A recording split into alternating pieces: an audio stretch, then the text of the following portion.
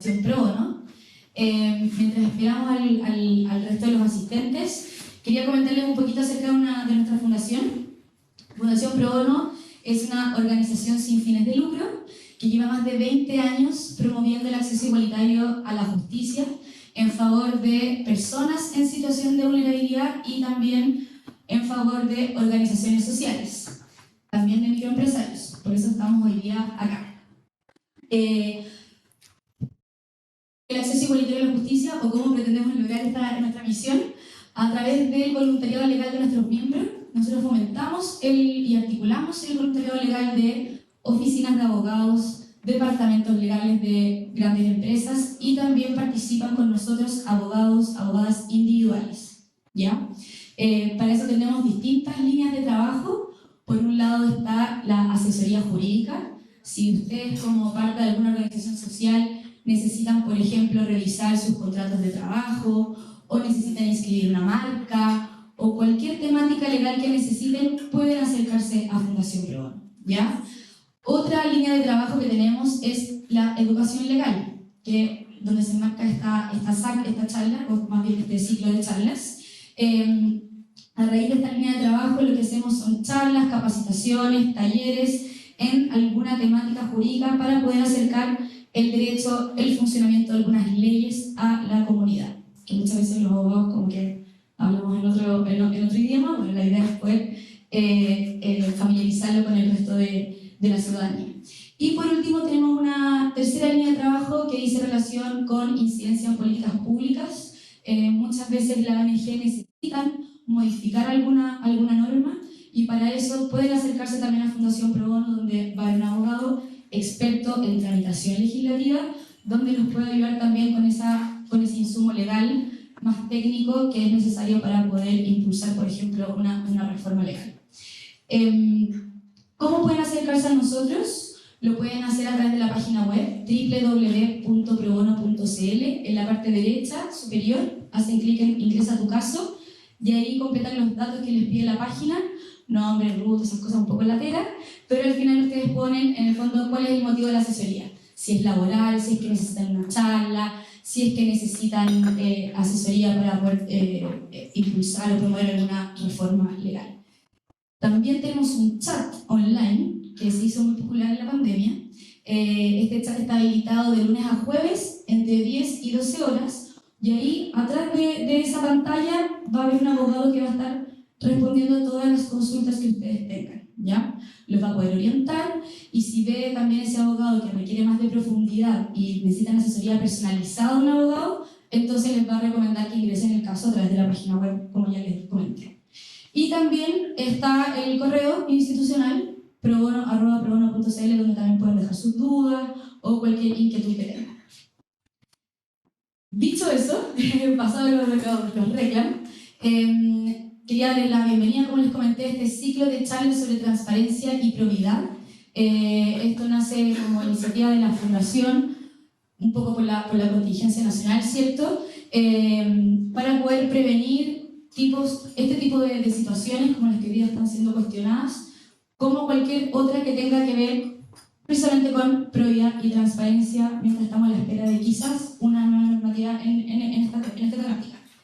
Y vamos a estar hoy día con esta primera charla, el próximo miércoles también, a la misma hora, mismo canal, y el último miércoles de agosto, así que los dejo desde ya invitados a las que vienen. Para el día de hoy tenemos invitada a Dafne González. Ella es gerenta del Departamento de Asuntos Legales de la Fiscalía Falabella. La Fiscalía Falabella es un departamento legal que es miembro de Fundación Pro Bono, así que muy generosamente accedió a participar de este conversatorio, porque esa es la idea, que podamos conversar un poco y que no sea una exposición aburrida, sino que puedan limpiar todas sus dudas. Y lo que vamos a hablar hoy día es la responsabilidad de los directores o directoras en una organización sin fines de lucro. ¿En qué consiste esto del directorio? Si yo soy director, ¿hasta dónde me involucro? ¿Qué es lo que arriesgo? ¿En qué me debería fijar o no? Eso es lo que vamos a ver hoy día. Aprovecho también de comentarles, perdón la cantidad de información, que Dafne también hace 1 o 2 meses elaboró un manual, ¿ya? Manual para directores o directoras en organizaciones sin fines de lucro. Eso está en nuestra página web, pero también lo pueden escanear para que lleguen de manera más directa desde unos códigos QR que tenemos. Allá tenemos uno, acá tenemos otro y en el sector del cafecito otro, ¿ya? Por si quieren, lo pueden escanear y se los pueden mandar, no sé, a los directores, por ejemplo, de su organización. Y esta charla va a estar grabada, se va a subir luego a YouTube, así que la pueden ver cuantas veces ustedes quieran, ustedes mismos o alguien más de su organización. Y pedirles que las preguntas que tengan las dejemos hacia el final, porque a veces pasa que dentro de la misma conversación se van resolviendo estas preguntas. Así que, dicho todo lo anterior, me voy a silenciar y le doy la palabra a Dafne González. Un aplauso. Muchas gracias, Paulina, y gracias a la Fundación Pro Bono por realmente es un privilegio, ¿no?, para nosotros los abogados tener la oportunidad, en el fondo, de entregar parte de nuestro tiempo a hacer algo tan significativo como esto. Así que muchas gracias a ustedes por eso. Quiero contarles un poco más de mí. Efectivamente, yo hoy día soy gerente de asuntos legales y operacionales del Grupo Falabella. Tengo un equipo que está a cargo, en el fondo, de todas las incidencias de negocios, ya sean proyectos, negocios, escoba, como decimos, desde todo el mundo que mueve un negocio, ¿cierto?, para todo el mundo. Dentro de eso, además, soy directora de una compañía que es Monplaza. Me estoy incorporando ahora como directora de la Fundación Chile Sin Cáncer y además soy socia fundadora de la corporación Red Man, que es una corporación que procura impulsar la incorporación de mujeres a la alta dirección. Me surgió esto en la conversación recién con la directora ejecutiva de Pro Bono, no tenía tan claro cuál era mi conexión con las organizaciones sociales. Gracias por darme la oportunidad de hacer ese recuento. Y bueno, sin más preámbulo, vamos a la presentación. Toda la información que está en la presentación está en el manual, ¿ya? Es muy práctica, entonces no es necesario que se detengan ni a fotografiar ni a tomar, porque lo van a tener con mayor calidad. Lo primero, lo más importante, es hablar un poquito del directorio de las compañías. Los directorios es el órgano de administración de la organización, o sea, es decir, de una corporación o una fundación, cualquiera sea el origen de esto. Y el gran objetivo que tiene siempre el directorio de la organización es cumplir el propósito de esto. ¿Ya? Cumplir el propósito significa que yo tengo que entender para qué esta fue constituida, y lo normal es que este propósito esté en los estatutos de esa organización. ¿Por qué es tan relevante la palabra del propósito? Porque está estrechamente vinculada a uno de los deberes del directorio. ¿Ya? Por eso lo dejo levantado acá. Como ustedes bien saben, los directores de las corporaciones y fundaciones no podemos ser remunerados. Sin embargo, somos igualmente responsables de la gestión o no gestión que realicemos. Y eso es muy relevante. O sea, el hecho de que nosotros realicemos una actividad no remunerada no nos exime de responsabilidad. Y también es importante entender que no solo son responsables los directores de la corporación o fundación por lo que hacen o dejan de hacer, normalmente es por lo que dejan de hacer, sino que también la misma corporación o fundación, al ser una persona jurídica, es un actor jurídico y por lo tanto puede generar a sí mismo responsabilidad propia. Y prevenir que eso ocurra también forma parte de los deberes de los directores. Todo tipo de responsabilidad, ¿cierto?, a nivel de derecho civil, está vinculada a un nivel de diligencia. ¿Ya? Por lo tanto, el primer acercamiento que tenemos que tener a cuál es nuestra responsabilidad como director es entender cuál es el deber de diligencia o cuidado que la ley espera de nosotros. Esto significa entender hasta dónde me tengo que preocupar. Lo que la ley hace es usar un concepto súper antiguo, que es el que responde de la culpa leve. ¿Qué significa eso? Significa más o menos lo siguiente. Significa que nos tenemos que preocupar de la fundación respecto a la cual somos directivos, de la misma forma que nos preocuparíamos de un negocio propio. Es decir, ni más ni menos, ¿no? Y esa es la medida de la diligencia. Por lo tanto, cuando un juez venga a mirar si nosotros hicimos bien o mal la pega, lo primero que va a mirar es qué tan diligentes fuimos. Es decir, si le pusimos tanto pino como le pondríamos a un negocio propio. ¿Ya?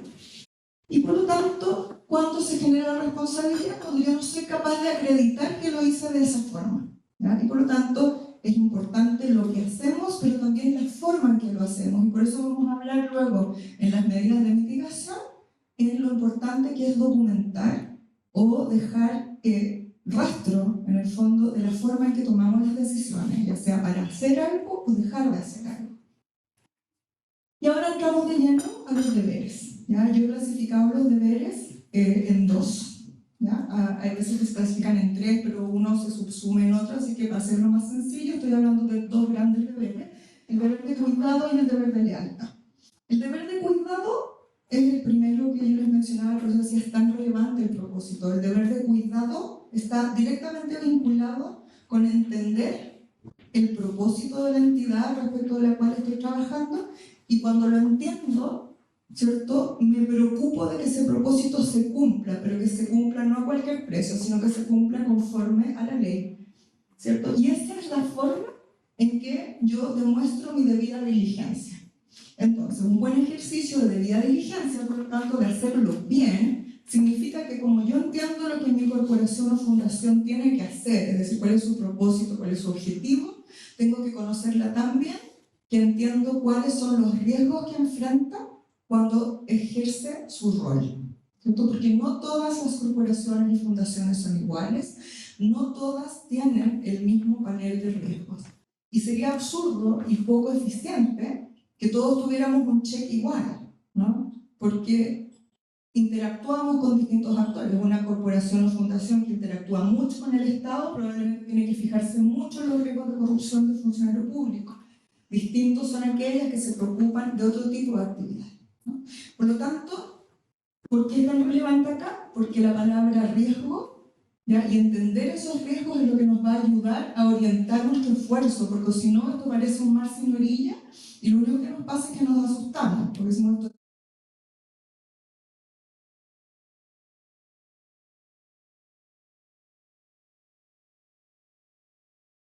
¿cuáles son los riesgos que mi organización enfrenta? ¿Cómo los identifico? Cuando veo cómo lo hace. Pasamos a la siguiente. Y aquí viene ya un poquito la bajada, ¿no?, de temas más prácticos. Entonces, ¿cómo yo expreso este deber de cuidado? Eso, ¿cómo se expresa desde las cosas más sencillas? Lo más importante, primero, como decía, conocer y entender el propósito, que están los estatutos de la organización, pero luego el deber, y que a la vez es un derecho de cada director, de mantenerse informado de los asuntos de la organización. Yo no puedo ser director de una organización sin fin de lucro y pretender ejercer este rol sin estar enterado de lo que la fundación está haciendo, por qué lo está haciendo y cómo lo está haciendo. O sea, esto demanda esfuerzo personal, demanda tiempo de estudio. Significa preparar, ¿cierto?, las sesiones del directorio. Significa llegar preparado, entendiendo los temas que se van a discutir, por eso hay una agenda previa. Y significa que, por lo tanto, yo vengo a hacer un aporte desde lo que yo ya estudié.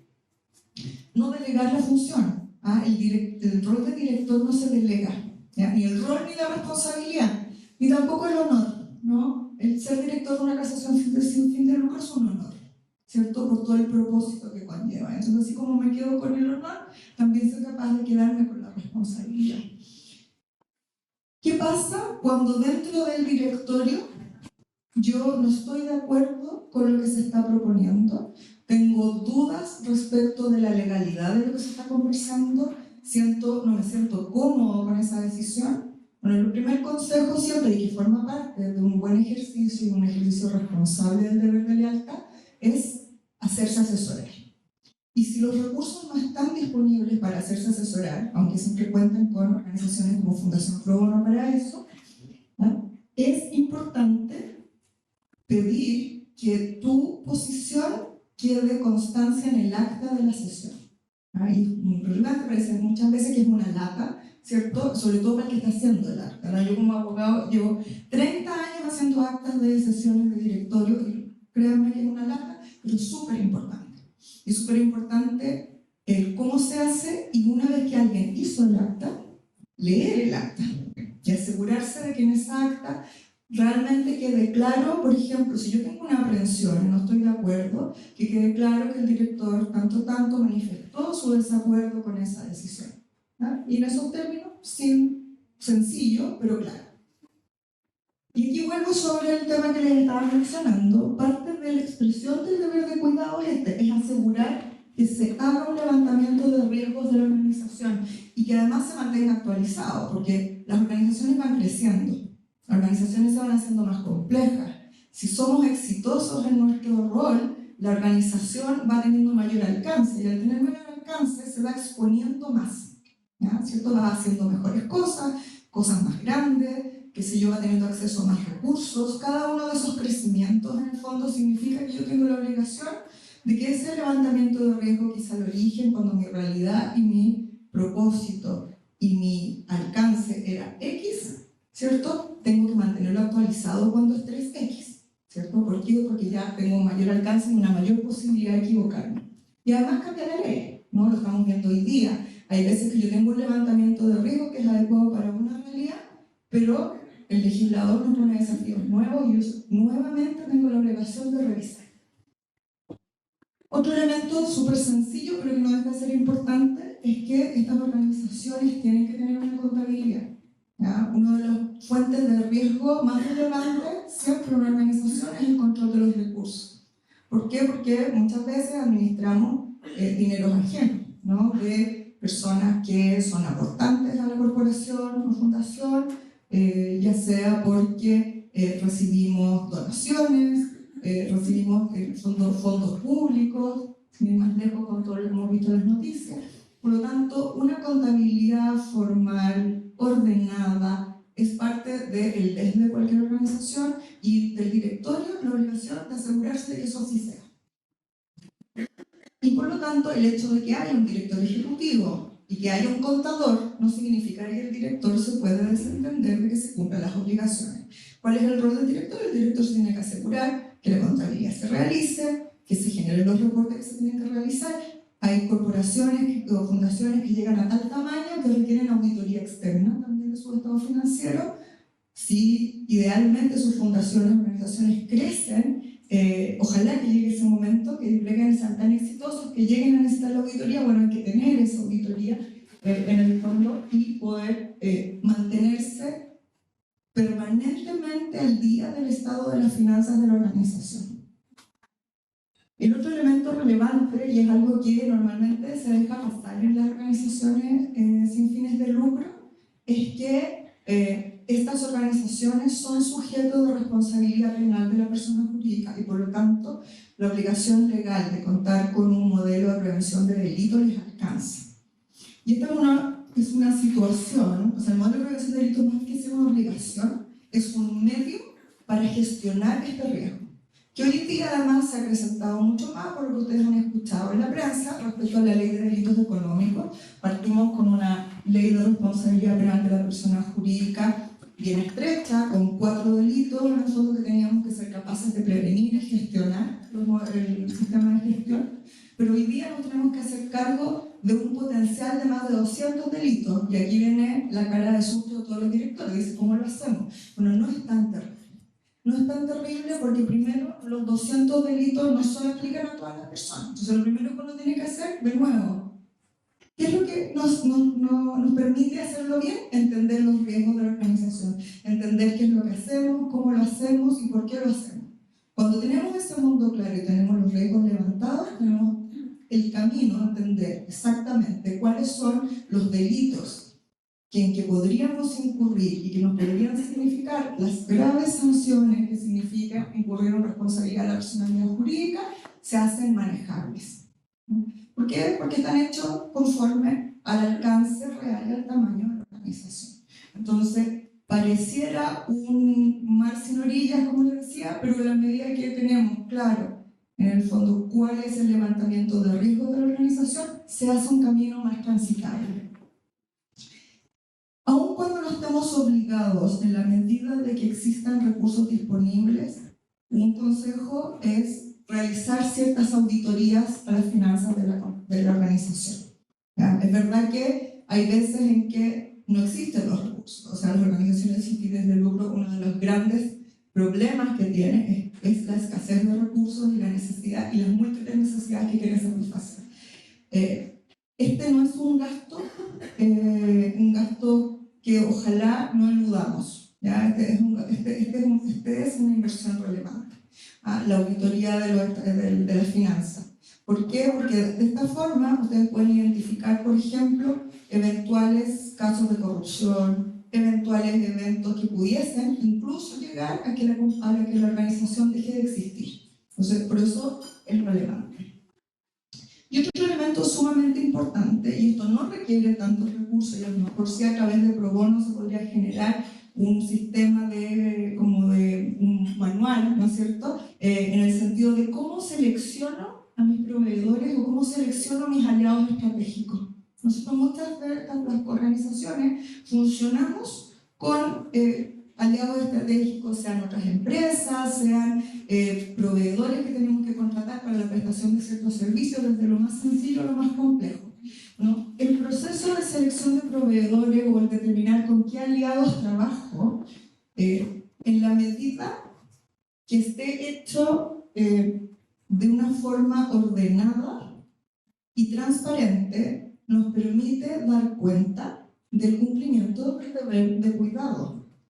¿Por qué? Y del deber de lealtad, que vamos a tocar allá. ¿Por qué? Porque además, a través de eso, yo puedo demostrar la correcta gestión de los conflictos de interés. Entonces, me voy a extender más cuando entremos al deber de cuidado. El deber de lealtad, ¿cierto? El deber de lealtad, básicamente, para decirlo en sencillo, es explicar que cuando uno es director de una organización sin fin de lucro, tiene que tomar decisiones en el mejor interés de la organización, incluso si esa decisión va en contra del interés propio, del de uno mismo. Y por lo tanto, por eso es que es lealtad, porque yo soy leal con la organización. Eso significa. El deber de lealtad, la forma más importante de cumplir con el deber de lealtad cuando uno es director de una organización sin fin de lucro es gestionar los propios conflictos de interés. ¿Ya? Muchas veces se habla del conflicto de interés como si fuera algo malo. ¿Ya? El conflicto de interés no es algo malo, es algo que ocurre. ¿Ya? O sea, uno se casa con gente, esa gente tiene parientes y se encuentra con estas situaciones. El tener conflictos de interés no es malo per se. Lo que es malo es no hacerse cargo del conflicto de interés. ¿Y cuándo uno se hace cargo del conflicto de interés? Cuando uno lo revela, es decir, manifiesta que está en una situación de conflicto. Por ejemplo, mira la compañía, perdón. ¿Ya acabó? Sí, tengo susto porque no puedo hablar fuerte. En general soy bien gritona, pero ya no puedo. No ver la cara, yo normalmente, de verdad, soy bien gritona, no necesito esto, pero con problemas en la cara no puedo abrir mucho la boca. Entonces, casos, le decía yo, en que esto puede pasar, que no sé, por ejemplo, la organización en la que yo trabajo quiere contratar a un abogado, resulta que el abogado es mi marido. Yo digo, los abogados estamos todos casados entre nosotros porque nadie se quiere casar con una mujer abogada, o sea, entonces el caso ese, yo tengo que decir que el caballero que van a contratar es mi marido, ¿cierto? Y que eventualmente, por lo tanto, esos recursos que la fundación está pagando podrían tener o redundar en mi beneficio personal. Entonces, el primero es revelar. Luego, por supuesto, la forma inteligente es abstenerse de participar en la decisión que involucra mi interés personal. Cuando pasa, por ejemplo, oye, la persona es dueña del inmueble donde funciona la fundación y hay que arrendarlo, ¿cierto? Por supuesto, normalmente, ¿qué es lo que ocurre? Alguien lo pasa de buena hora o lo arrienda a un precio muy barato, también pasa, ¿cierto? Pero que se haya hecho así no significa que no sea aconsejable cumplir con todo esto, ¿no? Porque uno nunca sabe qué es lo que va a tener en la cabeza el que va a venir después a mirar esta situación. Entonces, en el origen puede ser que, oye, yo lo arrendé súper barato, se quedó ahí, pero resulta que después, mira, el mercado inmobiliario estaba sobrepoblado y esos arriendos bajaron mucho y resulta que la corporación está pagando tal vez más, porque ha pasado el tiempo simplemente, ¿cierto? Entonces, para ir protegiendo eso, lo mejor es dejarlo documentado. ¿Puedo pasar a la siguiente? Entonces, ¿qué es lo que yo me tengo que preocupar cuando yo contrato ¿cierto? Cuando la organización va a contratar un servicio o va a contratar un arriendo con un director o un relacionado a un director, la señora, el hijo, la mamá, etc., importante tener en cuenta, uno, dejarlo por escrito. No es obligación, ¿ya? Existen los contratos consensuales y el contrato va a existir igual y la obligación va a existir igual, pero lo mejor es que el que está interesado se preocupe de que esté por escrito y que esté por escrito y que conste además, cuando hago la sesión de directorio para decidir si hago este contrato o no, que quede claro que está en condiciones de mercado, ¿ya? ¿Y cómo acredito las condiciones de mercado? Bueno, busco otra cotización, 2 o 3, o hago un proceso competitivo si es un caso más grande, ¿cierto? Es decir, busco una suerte de licitación. Pero súper importante, ¿qué nos pasa también? Muchas veces, yo les conté al principio que los directores de las corporaciones y fundaciones no podemos ser remunerados, pero hay veces que se les reembolsan gastos a los directores. O hay veces que se les contrata y se les paga una remuneración a los directores. Esos son eventos de eventual responsabilidad si no están bien documentados. Porque podría alguien que no conoce la historia, que no entiende o que no ha estado sentado en la mesa, si lo mira desde afuera, puede decir, oye, aquí hay un desvío de fondos de la corporación o fundación hacia un director. ¿Cierto? Entonces, ¿cuál es la forma de evitar que eso pase? Contar la historia. Y siempre es mejor la historia que uno cuenta a que la cuente el otro, que venga después con otros datos, con prejuicios, sin toda la información. Entonces, contar la historia. ¿Y contar la historia dónde? En el acta, la sesión de directorio, fome, la pera pesada, larga, en la que yo tomé la decisión y después dejo constancia de por qué se hizo ese contrato, por qué se le está contratando a ese director para ese servicio y no a otra persona. Probablemente es la persona que tiene más experiencia, nos ha dado una tarifa muy competitiva, conoce bien la fundación, entonces no está mal, no está mal, pero es importante dejarlo bien explicitado. Lo mismo pasa, ¿cierto?, con la selección de los proveedores. O sea, es mejor darse la lata y a veces siempre pasa que esto es urgente. ¿Ah? Urgente, esto es urgente, entonces nos vamos a quedar, no va a resultar, porque vamos a perder la oportunidad, esto es urgente. Créanme que siempre se puede organizar un directorio extraordinario, créanme que siempre se puede hacer una acta rápida, de una forma, no es tan complejo como lo complejo que puede ser que esto no haya quedado documentado en su momento. ¿Ya? Esto forma parte de las cosas que uno se tiene que poner en la cabeza como método, ¿no? Es decir, estas cosas se hacen así porque en nuestra fundación, en nuestra corporación, las cosas se hacen bien. Y lo otro es que, por supuesto, el deber de lealtad, como hay veces que esto lo dejan afuera y un tercer deber, ¿ya?, es la confidencialidad, ¿ya?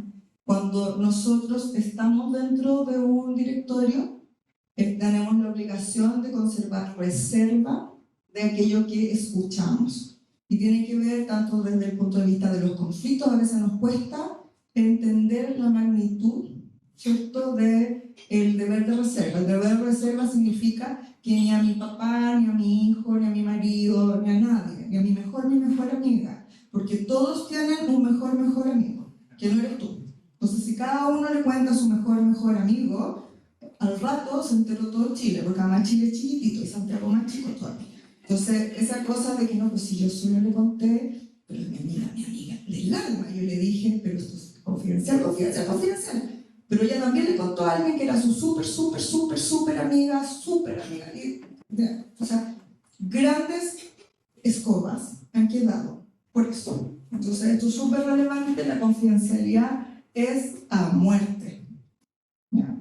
Y nos prepara también para el mundo de los negocios, en el fondo, cuando estas corporaciones entran en negociaciones con compañías grandes, ¿ya? Muchas veces no podemos revelar ese tipo de acuerdos hasta que llega un momento en que se hacen públicos para todos, ¿ya?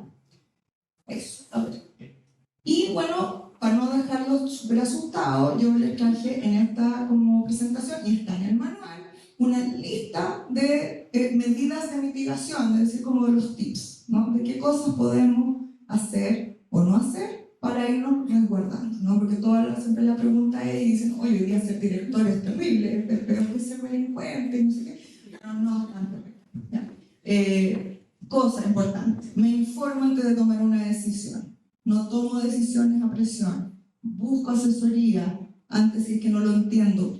Preguntar y decir cómo lo entiende es lo más inteligente del mundo, ¿ya? Y a veces no preguntar nos da cosa decir que no entendemos, ¿ya?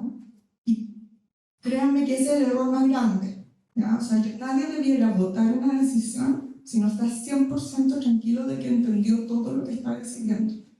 Y le tendrían que explicar el tiempo que sea necesario, ¿no? Así que hay que preguntar, no hay que ser tímido en preguntar.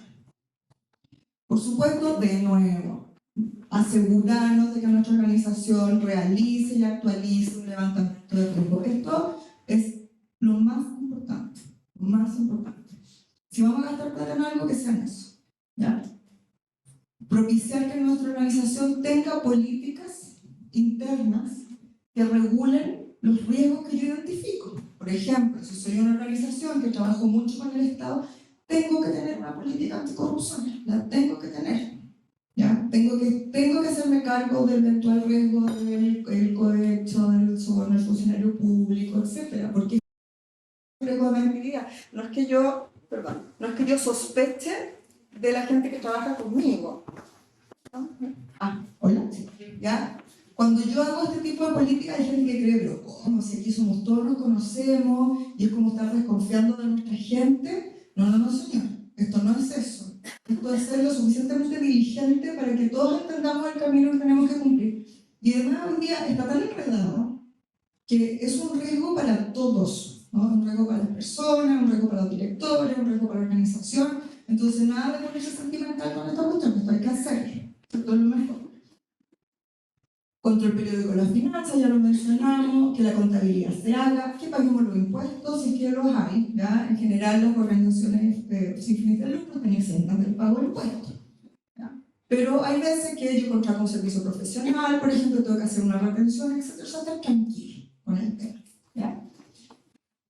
Que cumplamos con nuestras obligaciones legales, mandamos nuestra memoria de balance al Ministerio de Justicia, tengamos el modelo de prevención de delitos adecuado a los riesgos que tiene mi organización, no uno que baje de internet. El que baje de internet les va a servir para el check, pero el día que lo necesiten para eximirse de responsabilidad penal no les va a servir. El modelo de prevención de delitos tiene que tener relación con la actividad que desempeña su organización.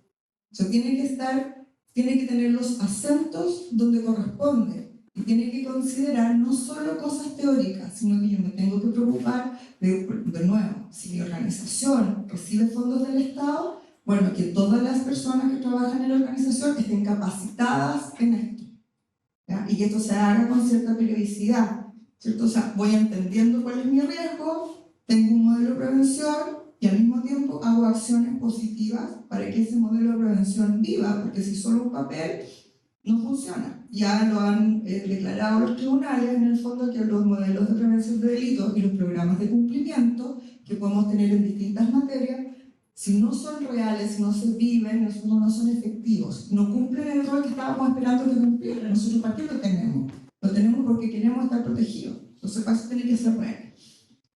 Declarar los conflictos de interés, por supuesto, que como siempre van a existir porque uno vive. Entonces, como uno vive, uno está expuesto al conflicto de interés, entonces no hay que tenerle miedo al conflicto de interés. Entonces, bueno, pasar piola, no hay que pasar piola, todo lo contrario. Cuando uno tiene un conflicto de interés, lo tiene que gritar, ¿ya? Pasar piola es lo peor del mundo. Entonces usted va, lo grita, se lo dice a los directores, se lo dice a la directora ejecutiva, le dice, necesito que esto quede claro, a mí no me metan en este tema, yo no voy a opinar, no me pidas que te recomiende esto, etc.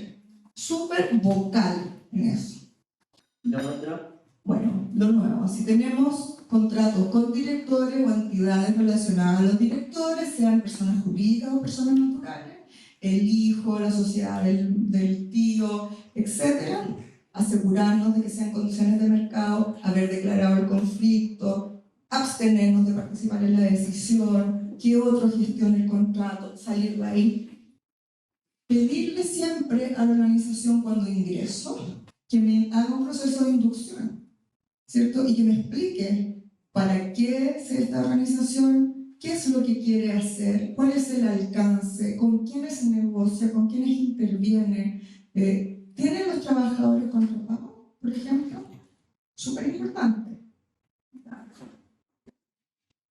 eventualmente perseguir, es decir, demandar, asegurarnos de que si alguien le hace daño a la organización, se ejerzan las acciones legales, ¿cierto? Y además defendernos cuando nos demandan. Eso también es una decisión del director.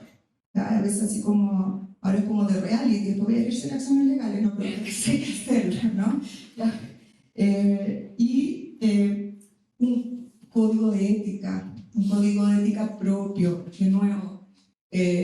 Hay muchos códigos de ética en Internet que uno puede tomar como base, pero es importante tener un código de ética propio, que esté vinculado al propósito, a quiénes somos, quiénes participan en esta organización, quiénes toman decisiones, quiénes actúan en la vida en representación de la organización.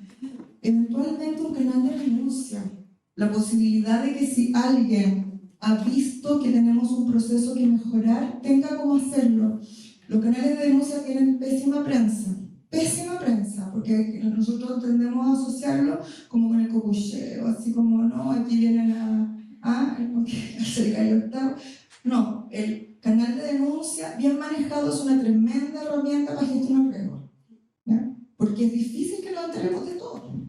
La gente no te cuenta todo. Un canal de denuncia bien gestionado, con confidencialidad, sin represalias para la persona que hace la denuncia, te permite poner ojos donde no llegas, ¿ya? Entonces eso, bien gestionado, no que sea como una Gestapo, no, para salir a perseguir gente, no. Esto es como pensado como un mecanismo de ayuda ante el control que tú tienes que tener. Y por supuesto cierro con la lata, que son las actas de las sesiones, pero son necesarias. Es importante que quien las redacte las sepa redactar, es importante leerlas, es importante que si las leo o no la entiendo, pregunto e insisto hasta que la entiendo, dejar constancia de aquello que no me gusta, ¿cierto? Y pedir que se cambie lo que haya que cambiar. Eso. Muchísimas gracias por su atención.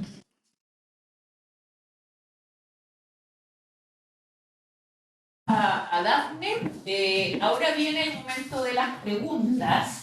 Si alguien tiene preguntas puede levantar la mano. Yo voy a empezar, Dafne, aprovechándome de mi posición dominante. Te voy a dar ejemplos, porque tú hablabas mucho de que hay que levantar los riesgos. Por ejemplo, en Fundación Chile Sin Cáncer. ¿Cuál sería un riesgo que hay que levantar para ir poniendo un poquito los puntos a la porque suena un poco como etéreos? Después también anoté que dijiste que los cargos del directorio no se delegan, pero dentro de la energía nosotros entendemos que, por ejemplo, el presidente puede delegar algunas funciones del director ejecutivo. Entonces, si pudiese aclarar eso también, por favor. Y, ¿qué más? Las glosas detalladas, tú también dar ejemplos de eso. Yo creo que sería bueno ahora dar algunos ejemplos de levantamiento de riesgo o de conflicto de interés, de algunos ejemplos, pero creo que levantamiento de riesgo sería bueno tener ejemplos, por favor. Sí.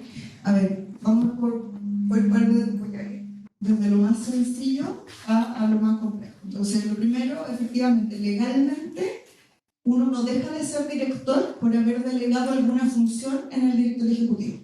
Eso es lo que quiero decir. Es decir, por lo tanto, si yo delego alguna función en el director ejecutivo que efectivamente está autorizado por la ley, yo no puedo sentir que eso, no, ahora responsabilidad que el director ejecutivo. No. Uno conserva la responsabilidad, aun cuando haya delegado la función. A eso se refiere. ¿Ya? Uno no se puede desvestir. O sea, que lo que ejecute en otro no me libera responsabilidad. Por eso es tan importante eso. Y por eso es importante elegir bien también al director ejecutivo, ¿no? Porque hay una misión de confianza. Lo otro que hablábamos, levantamiento de riesgo, ¿cierto? Levantamiento de riesgo va a ser siempre, como les decía, vinculado a la actividad de la fundación. Y por lo tanto, por ejemplo, yo diría que en organizaciones y fundaciones que, por ejemplo, trabajan con niños, ¿cierto? Trabajan con niños o que dan alimentos, por ejemplo. Imagínate que yo soy una organización que, en el fondo, mi rol es ir a dar alimentos al campamento. Estoy inventando.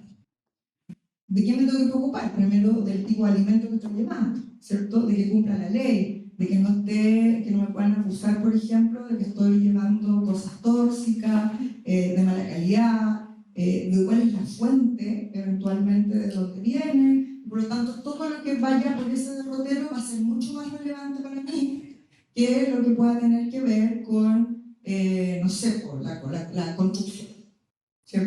no me voy a preocupar de eso, ¿cierto? Si contrato educadores, ¿cierto? Para un grupo para los niños, en el fondo, y asegurarnos de que haya un método o una forma de recreación en lugares donde no existe. Bueno, me tengo que preocupar de la probidad, me tengo que preocupar de que no hayan abusos sexuales, me tengo que preocupar, o sea, en el fondo a eso me refiero, ¿no? En el caso de la Fundación Chile Sin Cáncer, que es una fundación que captura mucho bienes del privado, para luego generar una alianza público-privada y poner al servicio de las personas del sistema público de salud estándares propios del sistema privado, por el valor que tiene. Tenemos, por un lado, en mi relación con los privados, que los privados no estén haciendo esto, ¿cierto?, para desviar fondos. ¿Dónde está el origen de la plata que me llega a mí?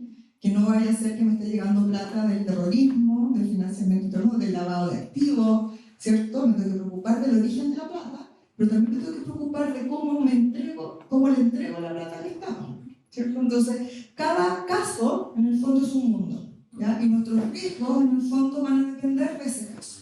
¿La otra pregunta era? Tú hablas de que los directores son sujetos de responsabilidad penal. Eso también sí, importante. Eso sí. Ahora hemos escuchado mucho en el diario, mucho de verdad, o sea, hay gente que está realmente aterrorizada, los directores de empresas están aterrorizados y todo el mundo, ¿por qué? Porque salió la ley de delitos económicos. Y la ley de delitos económicos ahora dice, cuando usted es directivo, alto directivo de una organización, puede está expuesto a sanciones más altas, porque no son delitos nuevos, son delitos que ya existían. Por ejemplo, este es un ejemplo súper práctico que le aplica a todos los que tienen trabajadores. Si usted no le declara, no le paga las cotizaciones previsionales, o sea, es más, hace algo para generar un fraude en relación con eso, el alto directivo de la organización que conocía y sabía y quería el resultado puede ser responsable personalmente penalmente. Y eso es súper importante porque ha habido mucho miedo en los diarios, pero no se ha explicado que para ser responsable penalmente no ha cambiado la estructura de responsabilidad, se requiere dolo, ¿ya? Y el dolo significa conocer y querer el resultado. O sea, que alguien haga una cochinada al lado mío y yo no me enteré, no significa que soy responsable y me voy a ir a la cárcel. Eso es súper importante, ¿ya? ¿Cuándo me voy a ir a la cárcel? Cuando yo sabía y además quise que pasara. No, mira, hagamos como que vamos a declarar las cotizaciones, pero no lo hagamos una chanchada porque no tenemos plata o tenemos la plata por otro lado, y yo estoy de acuerdo, ¿ya? La ley de delitos económicos habla de conocimiento activo. También para sin fines de lucro. Sí, para cualquier organización, es para cualquier alto directivo, esto para cualquier persona jurídica, ¿ya? No, el hecho de que seamos una fundación. Ahora, ¿qué pasa? Esto está pensado en compañías y por eso se eximen, por ejemplo, las pymes. Entonces yo creo que aquí uno puede hacer un símil, ¿ya? A nivel de tamaño, ¿cierto? A nivel de, porque en el caso de esto es como por venta, ¿cierto? Pero uno debiera, en el fondo, sacarlo porque hay organizaciones sin fines de lucro que son enormes, ¿cierto? ¿Ya? Entonces esto siempre va a estar vinculado al nivel de incidencia que la organización o la compañía en particular puede tener sobre el mercado en ese punto. Pero lo siempre importante, antes de aterrorizarse, acordarse de que para cometer un delito hay que incurrir en dolo, ¿ya? Hay que incurrir en dolo, muy importante, y el dolo no es que me pasó por el lado, es que yo quería, yo sabía, ¿ya? Ni siquiera es la negligencia. Negligencia es que yo debí saber y no supe. No, esto es más activo. Yo, sí. Hola, soy Alejandra Saavedra. Tengo una duda en cuanto al directorio, si puede tener cargos en la fundación. Sí puede. Puede y puede recibir un pago por ese cargo. Pero lo que yo les aconsejaba es que cuando vayas a tener un cargo en la fundación, tengas un contrato que clarifique en el fondo cuál es ese rol, ¿cierto? Un cargo, o sea, ¿por qué? Porque se podría transformar en eventualmente un elemento de cuestionamiento, ¿cierto? Entonces, la sugerencia como abogado es la siguiente: que la fundación decida contratarte o contratarlo o contratarla con independencia del voto de la persona involucrada, por supuesto. No se vota ni a favor ni en contra, se abstiene. Primera decisión. vamos a contratar al director tanto para que nos dé una asesoría o para que tenga un rol permanente y va a tener un sueldo. Perfecto, pero se toma la decisión con la abstención de esa persona, que es la persona involucrada. Primero. Segundo, el contrato se hace por escrito. Se hace por escrito y explico en el fondo cuál es el rol, cuál es la remuneración y tiene que ser un rol real, ¿ya? Porque lo que a veces pasa es que se hacen contratos y no hay un trabajo detrás, ¿ya? Y eso sí que es complicado, ¿cierto? Si el trabajo existe, en el fondo tus obligaciones pasan más por dejar una historia que sea acreditable, que yo pueda ir a mostrar si alguien me cuestiona, decir, mire, aquí está el acta de directorio donde se decidió, donde se discutieron y se evaluaron las razones por qué se contrató a este director y no se contrató a alguien de afuera. Y será por la experiencia, por el conocimiento que tienen de la fundación, qué sé yo, distintas razones, todas legítimas, pero se deja constancia. Y luego, mire, aquí está el documento que explica cuáles son las condiciones, cuántas horas le tiene que dedicar, cuánto le van a pagar, etc. Ahí, Alejandra, nosotros pasa mucho en el mundo de las organizaciones sociales que un fundador, director, después se vuelve director ejecutivo. Porque es tu idea, lo que tú querías, entonces, claro, se prendieron hartas alarmas y muchas personas dicen que un director no puede trabajar en una organización social y no es así. Como dice Daphne, sí puede, pero y la ley es clara en eso, la ley de organizaciones sociales señala que sí puede ser súper importante que lo pongan en el contrato cuál es el rol que van a desempeñar como trabajador. Con eso tú quedarías lista en la dirección del trabajo, en el desarrollo social. O sea, es así, pero tengo dos. Aparte de la fundadora, que yo soy fundadora, pero tengo dos directores, y uno con contrato de trabajo y el otro con acuerdo de honorario. Ambos son legítimos. Ambos son legítimos. O sea, lo que tú tienes que documentar y probablemente las diferencias tienen que ver con la función, ¿no? Claro. O sea, el que tiene contrato de trabajo es alguien que en el fondo está sujeto, ¿cierto?, a supervigilancia, dependencia, rinde cuentas, cumple horario, etc. ¿Cierto? El honorario no va a estar vinculado probablemente a un servicio que es más esporádico o que tiene menos control, etc. ¿Ya? Pero sí, lo que debiera como procurarse es que esté documentado, ¿cierto? Con el contrato que corresponda, que después si hay que emitir boletas de honorario, las boletas existan. Acuérdense del tema este de las boletas ideológicamente falsas. Las boletas ideológicamente falsas tienen que ver con eso, con que yo emito un documento tributario que no tenía, después yo cómo acreditar que el servicio existió. Entonces, si yo voy a contratar a un director para que me preste un servicio, y yo digo en el contrato que ese servicio es un informe sobre las tendencias en whatever, lo que sea que yo esté haciendo como fundación, bueno, asegurémonos que el informe existe antes de girar la plata, por ejemplo. ¿Ya? Con el caso de un director ejecutivo es distinto porque en general tú tienes como demostrar día a día esa gestión. O sea, vas a poder mostrar los correos electrónicos, las actividades que hace, la cantidad de documentos que ha firmado, cheques, etc. ¿No? Entonces tú dices, mire, ¿sabe qué? Si usted le queda alguna duda que esta persona ha trabajado, mira acá. ¿No? ¿Ya? A lo mejor te podrán cuestionar el monto. Te digan, ¿sabe qué? Esto no es de mercado. Si es que tú quieres, si el fundador en el fondo quiere de una otra manera sacar mucha plata de la fundación y se pone un sueldo de 15 millones de pesos, y ¿sabe qué? Mire, eso como que no está más o menos dentro del mercado. ¿Ya? ¿Cierto? Entonces, ojalá se pudiera, ¿no? Claro, pero en el fondo por ahí van las cosas, o sea, también dentro del mundo de lo razonable, ¿ya? Es decir, pero documentar como corresponda, de acuerdo a la realidad que va a ser. Gracias. Acá un comentario corto que también es bueno dejarlo en acta, o sea, en el acta de la sesión directoria que se llegó a este acuerdo, que esta persona va a subir este cargo, y así dejar todo siempre. Sí, lo mejor ser un poco más latero. Aquí una pregunta y después apagado. Sí.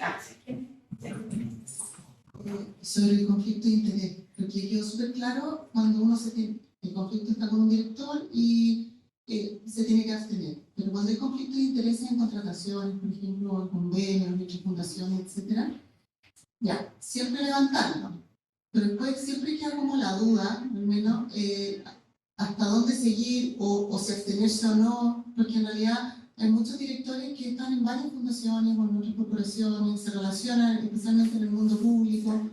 Entonces ahí yo tengo una gran duda, que hasta dónde uno puede decir ya, cumplí, hice bien el compliance, hice la declaración, todo, pero igual existe el conflicto.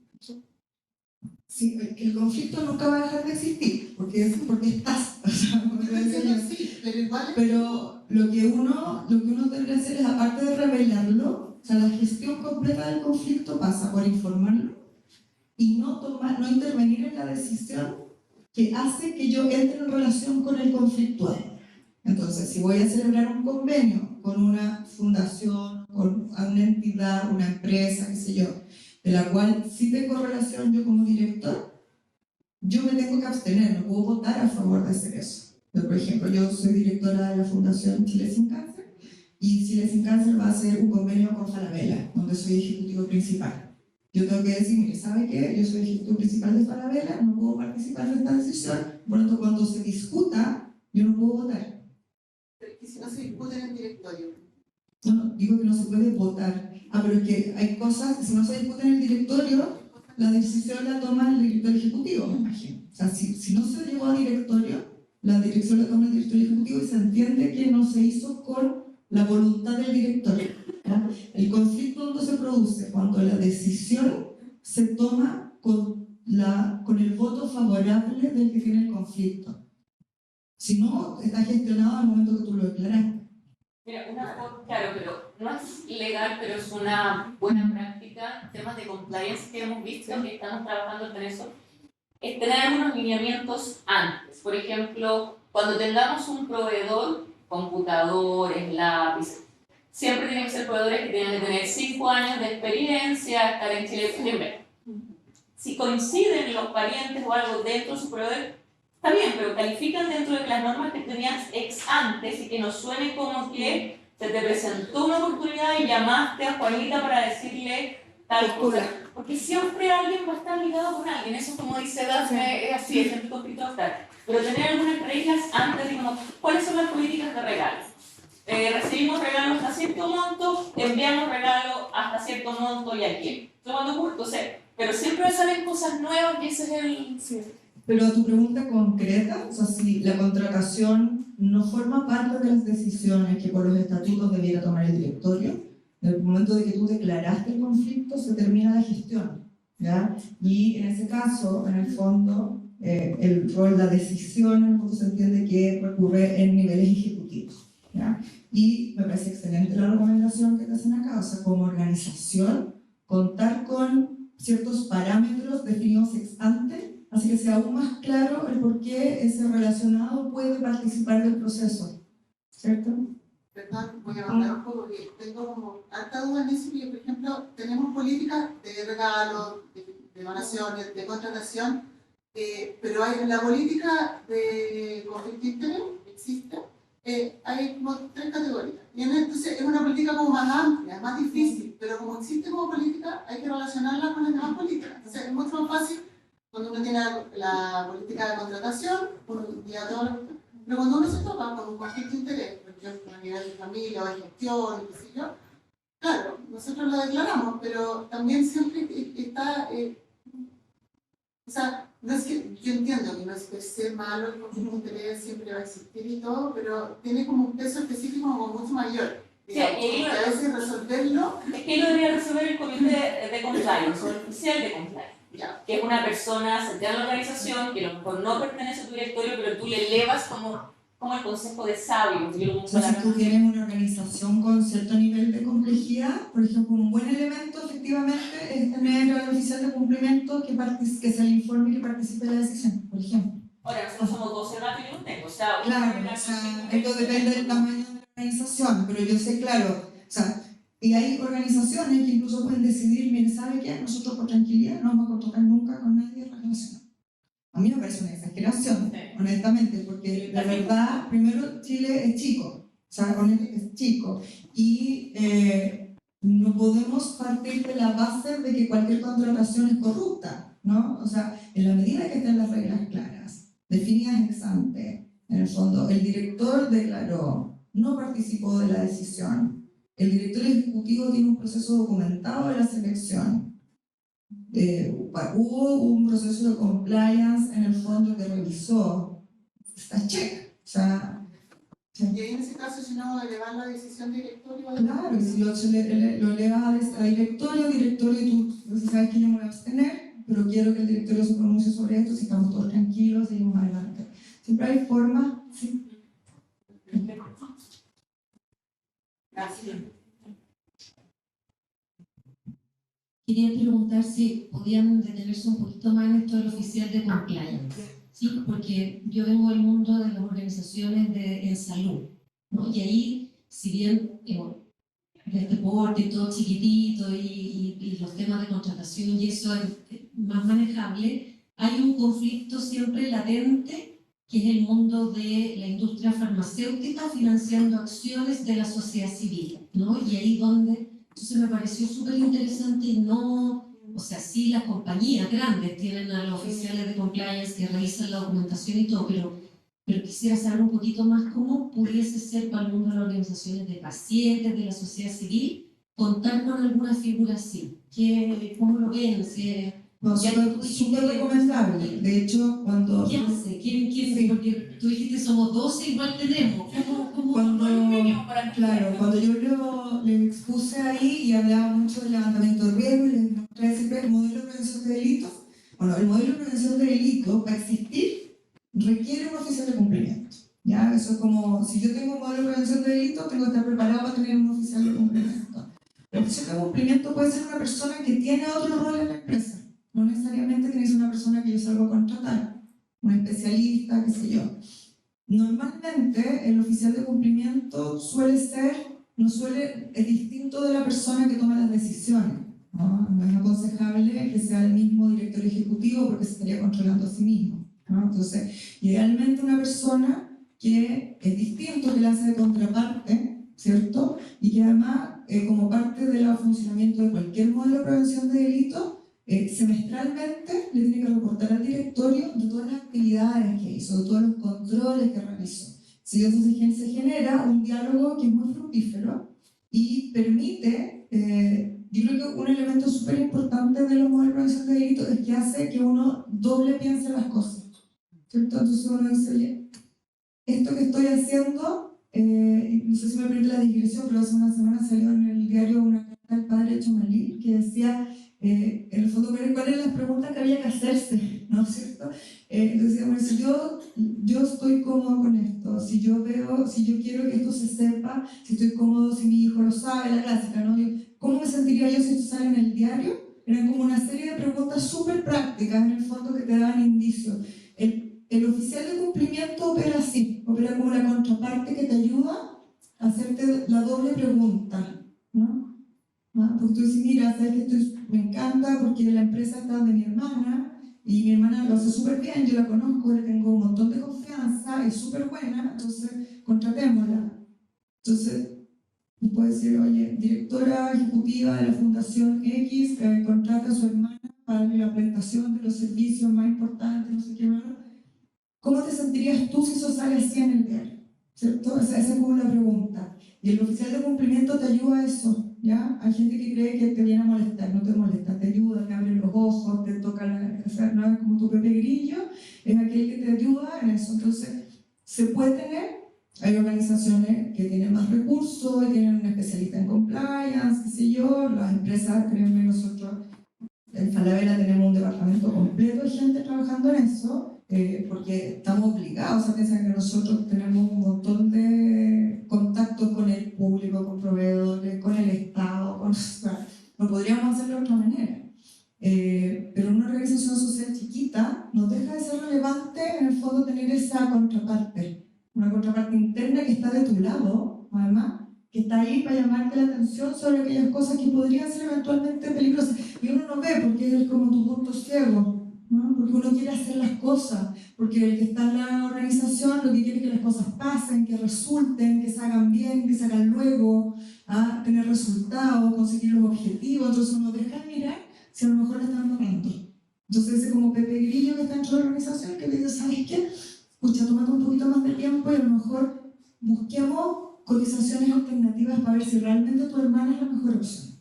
Que a lo mejor es, ¿ya? Entonces, cuando descubramos qué es, hagamos una sesión de directorio donde quede claro toda la investigación que hice y dijo, ¿y por qué vamos a elegir este proveedor? ¿Fija? Entonces, eso hace que te ayude, en el fondo, a documentar mejor tus decisiones.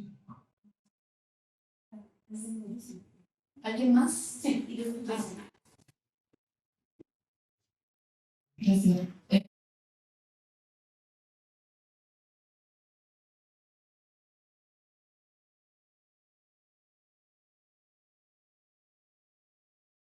De tomarse el tiempo, respirar profundo y pensar bien si los criterios están bien establecidos y también si es claro hacia afuera. Solamente ese comentario.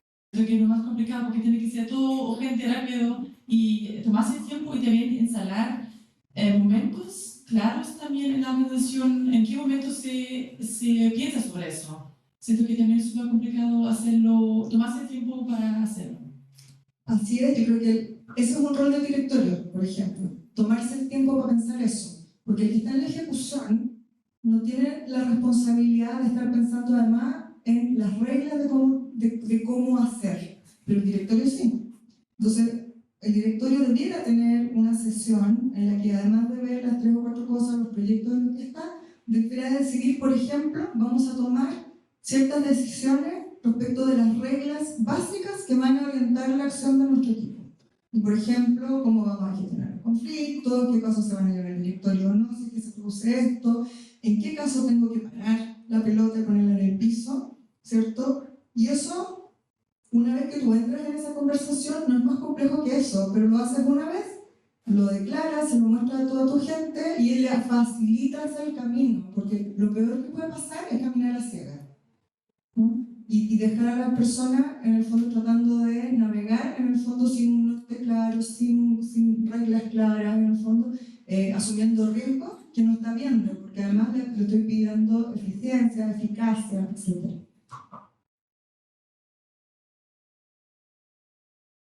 Sobre otro tema, digamos, entre los deberes y responsabilidades de los directores, ¿podrías referirte un poco a deber de cumplir con los estatutos propios de la institución? Por supuesto. Cuando partimos la presentación, yo les mencioné que cada organización tiene un propósito, ¿no? Y ese propósito es el que está en los estatutos. Los estatutos son como la Biblia de la organización, ¿ya? Y sobre todo en las fundaciones, en que hay un fundador que pone una visión, ¿cierto? Y pone un patrimonio para que se desarrolle esa visión, es muy relevante conocer, en el fondo, todas las reglas que se establecieron ahí, porque esa es como la primera ley, ¿no? Es la regla que yo me autoimpongo, ¿ya? Y por lo tanto, efectivamente, parte cuando decimos nosotros vamos a cumplir el propósito, lo tengo que cumplir conforme a la ley en el más alto sentido de la palabra, no solo las normas jurídicas que están publicadas en el diario oficial, sino que, sí, en primer lugar, la ley propia, ¿no? Que es mi propio estatuto.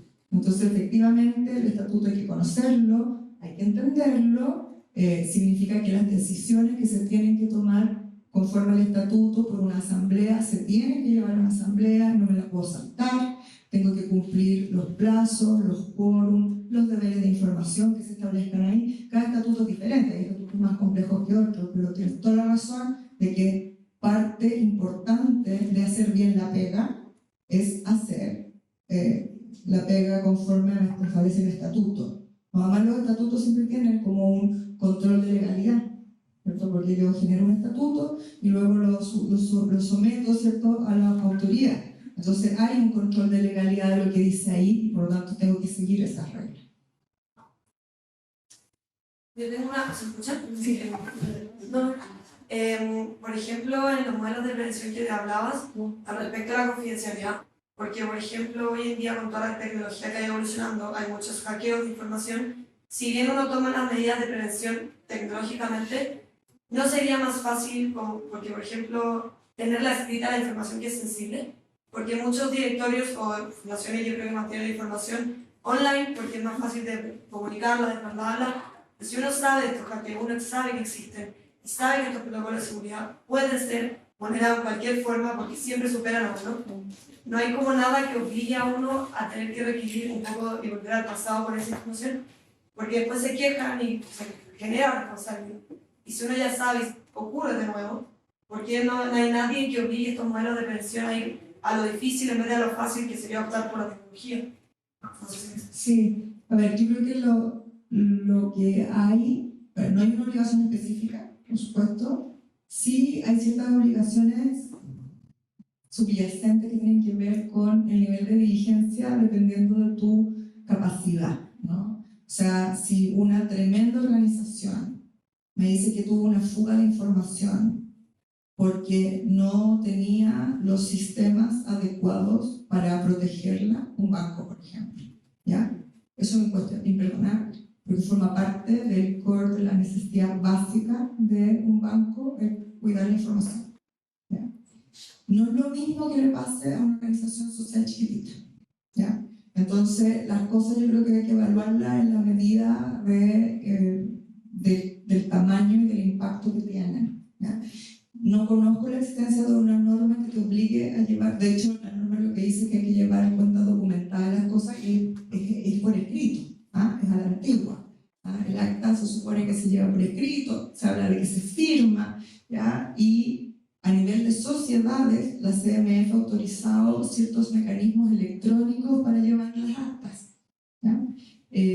Pero la verdad sea dicha es que yo creo que los sistemas de control y de prevención que tengan que ver con ese tipo de riesgo de fuga de información o de ciberseguridad tienen que estar adecuados en el fondo también al alcance de los recursos y al tipo de información que se puede fugar.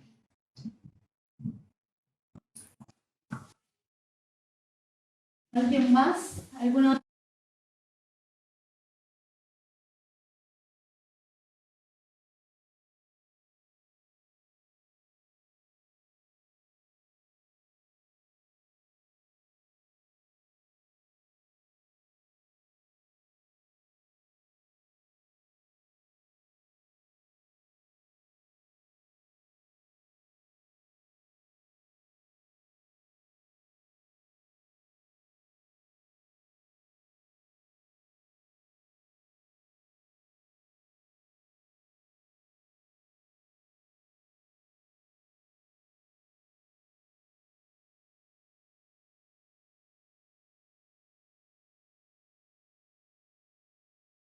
Porque la escritura es pública, por definición, ¿ya? A veces se le olvida a la gente eso, que se lleva escritura pública y deja de ser privado. El secretario del directorio, si no es un miembro del directorio, está sujeto a la misma obligación de confidencialidad. O sea, el hecho de que haya, por ejemplo, que haya participado el abogado, por ejemplo, que se invita y que es el que toma nota, está igualmente obligado a guardar reserva de lo que se habla en el directorio. El hecho de que no sea director no significa que esté exento de esa obligación. Y por lo tanto, cuando uno va a publicar la información o hacerla pública, ese tiene que ser un momentum en el que están todos informados, ¿no? Es decir, mira, nosotros tomamos un acuerdo, el acuerdo de que vamos a, por ejemplo, vamos a vender un activo. Ya tenemos un terreno, lo vamos a vender para poder tener, en el fondo, monetizar ese recurso. Bueno, el momento que yo, ese acuerdo, en el fondo que yo hago escritura pública para poder concretar la venta, deja de ser privado, ¿cierto? Entonces es importante manejar los canales de comunicación adecuados. La administración puede tener acceso a la información, sí, esa va a ser la definición del directorio, si lo hace en el mismo momento, ya sea que toman los acuerdos en presencia de la administración o no. En rigor, los directorios son sin administración, ¿no? O sea, los directorios, cuando uno los ve definidos en la ley, ya sea para una organización social o para una compañía, es un acto de un colectivo, ¿cierto?, que actúa en sala, y ninguna parte dice que los directores ejecutivos o los gerentes o los abogados tienen que participar. Esa es una decisión del directorio. Si el directorio invita, ¿cierto?, puede permitirle estar en toda la sesión, puede permitirle incluso estar a más personas de la organización dentro de la sesión, pero en el fondo se entiende que si el directorio invita a alguien, lo está incorporando a la confidencialidad de la decisión. ¿Alguna pregunta? ¿No para cerrando? Oye, le damos un aplauso a Dafne.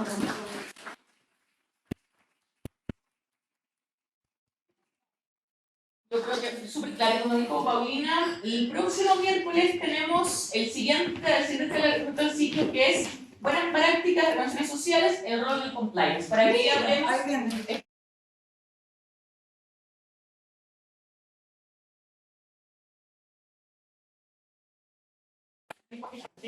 Creo que sería una cosa muy importante, las reflexiones.